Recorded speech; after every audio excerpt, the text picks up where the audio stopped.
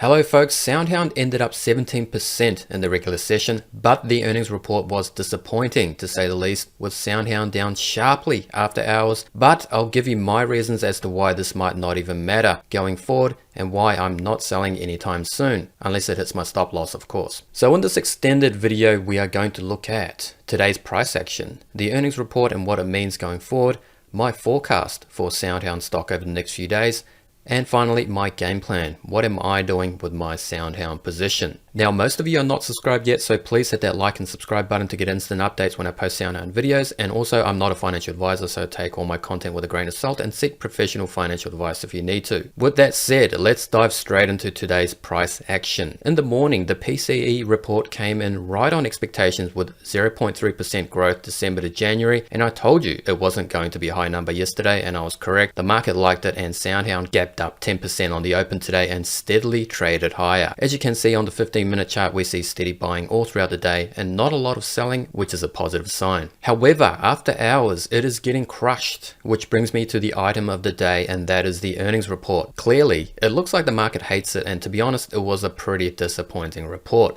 So SoundHound didn't even meet the middle of its own revenue guidance band. It should have gotten like 17.5 million revenue at least, but only managed 17.1 mil. Revenue growth year over year as a percentage should have been triple digits, but it was only 80%. SoundHound also missed market expectations of a loss of 6 cents per share by losing 7 cents per share. So with that said, it wasn't horrifically bad, but it wasn't great either. And management droned on a bit in the earnings call, and I wasn't even paying that much attention. Management, of course, is going to talk their book, so whatever. So essentially what is happening after hours is the market is now re-rating SoundHound stock to the downside a little bit, but I'm not selling my shares because of several reasons. First, SoundHound is not like Palantir and Nvidia in that they are growth stocks whose valuations are driven by earnings expectations.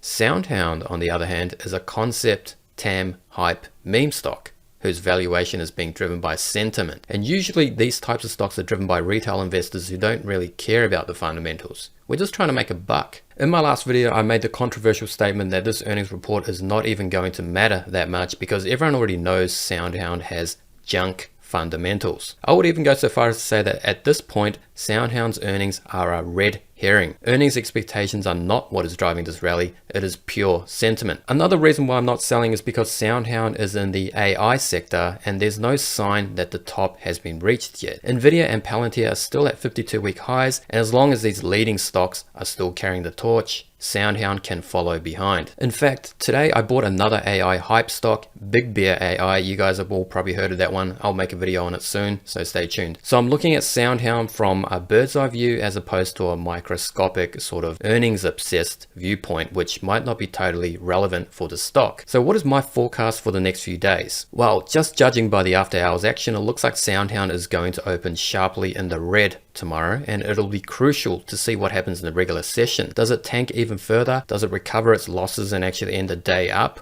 What's the volume going to look like? Tomorrow, I'm hoping that the price at least stabilizes and doesn't fall much further from the open. If it finishes tomorrow above $6, I'll be happy. Now, how it closes on Friday will be even more important in my opinion because it will show what the sentiment is like going into the weekend. If it gets dumped hard on Friday, it might portend further downside, but if it sort of stabilizes or even ends positive, that will be a very bullish signal, especially if it finishes the week above $7. So essentially, the trading action of the next few days will be crucial for the stock, and I'll be keeping a close eye on things like price, volume, and volatility. And finally, what is my game plan? I've already said that I'm not selling yet. I initially bought this stock for the lulz, and while it's not that funny, at least it's bringing a lot of excitement to my portfolio and makes waiting for Palantir to break out again somewhat bearable. I mean, Palantir moves like a snail compared to the stock. It's like watching paint dry. Goodness. Anyway, my stop loss is really low for SoundHound because it's so volatile, and I don't want to get shaken out of my position, but you need to have your own trading plan and follow that. Don't follow me. Anyway, my first price target is still $12. It still stands. Hopefully we can reach that soon and I can start taking some profits. If not, that's fine by me. I can wait a little bit longer. So what is your game plan for SoundHound? Comment below and don't forget to click like and subscribe to get daily SoundHound updates. All right, see you guys tomorrow.